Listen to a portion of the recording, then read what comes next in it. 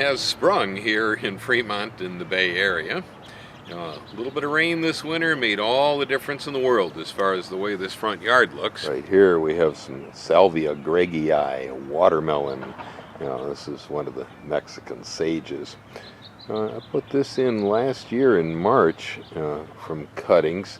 Watered it in the day I stuck it in the yard, and then never watered it again during the course of the summer, which was hopefully the end of a 4 to 5 year drought we'd had here.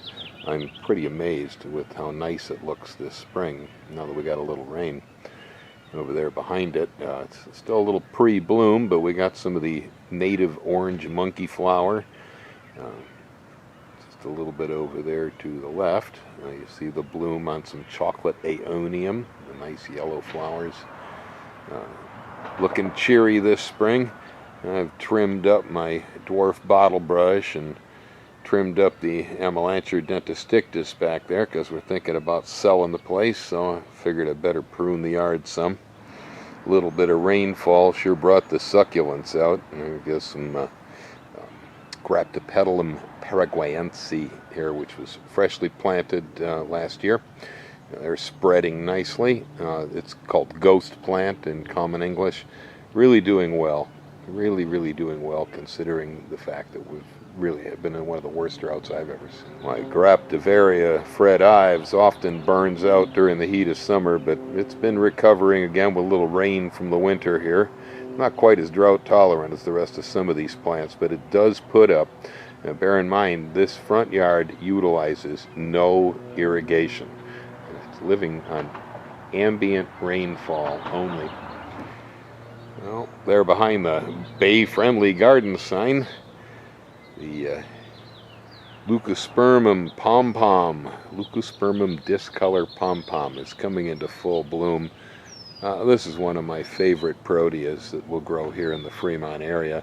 There's a lot of gorgeous proteas out of South Africa, but this one right here is absolutely my favorite. It is tough, it blooms, does not require water.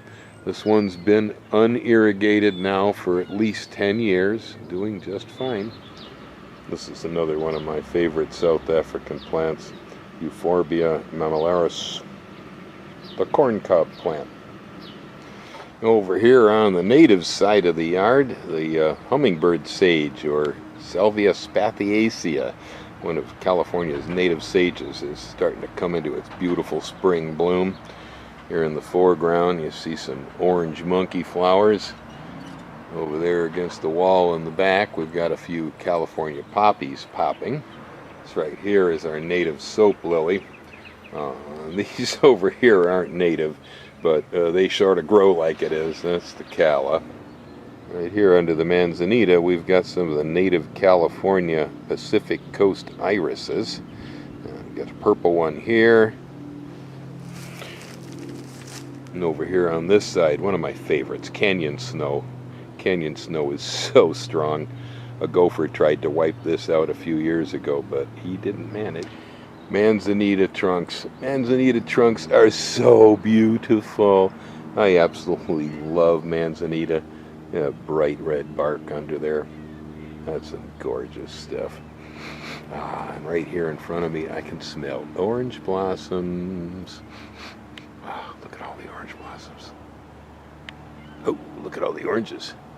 Oh, this is Washington Navel. A very old tree. I think it goes back almost 50 years. This fruit is very sweet. So is the smell of the flower. It's overwhelming. This big old orange tree is the only part of my front yard that actually gets a garden hose frequently. I'll lay a hose underneath it. Oranges need water. I didn't plant it out here. It pre-existed us buying the house, so there it is. But it's growing next to sago palms and ponytail palms. I got a pretty big one going over there. And out here we have some succulents in collection.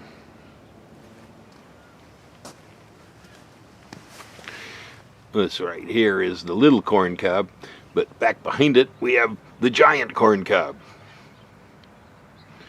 A little pot of Mammillaria micromuris over here, which is a Arizona cactus. Got a big old stump from the Washingtonia foliifera left in the yard. We used to have a great big giant palm here. When we purchased the house, I told Ellen, "You didn't buy a house." I said, "That's a palm tree." And we later had it taken down. Wasn't very well adapted to the local climate. We left the stump in place, and what I've found is that the stump is a moisture sink. In the wintertime, that stump soaks up water, and then it re-releases it slowly in the summer. You'll see here we have ferns coming out of the bottom and all around it. Right in front here we have the Peruvian lily, Alstromerias, which need a little bit of water to be happy.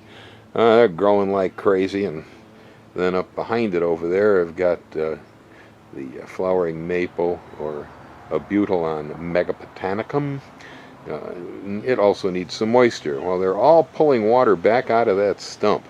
And I think that whole process is pretty astounding, using a stump as a moisture sink. It actually does work. Thing is just piles and piles of fibers and fibers and fibers, and so water soaks in here, then it just gradually comes back out. Here I've stuck a ponytail palm into a hole in the center and got some sedum burritos that are actually growing off the top of the palm.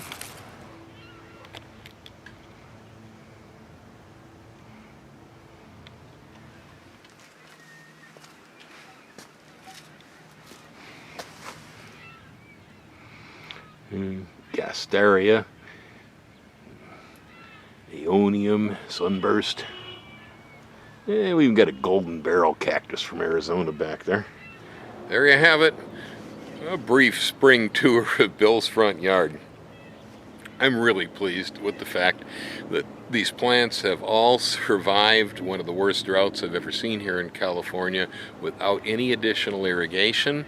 New plants that were put in last year actually managed to root into this site and grow without anything but the natural rainfall, which has been very sparse. This winter, finally, a normal rainfall has come back to the Bay Area, and so everything out here is looking pretty good again. But boy, oh boy, it was looking shaky for a while towards the end. I was wondering whether I was going to get away with this, but here we go. I think most of the reason why this works for me here is that we're using organic fertilizers and mulches in the yard that allow the fungal association of mycorrhizae, and I think that's what's helping these plants along through the drought by redistributing whatever moisture there happens to be throughout the whole landscape. Keep the mulches on. Protect those mushrooms. Happy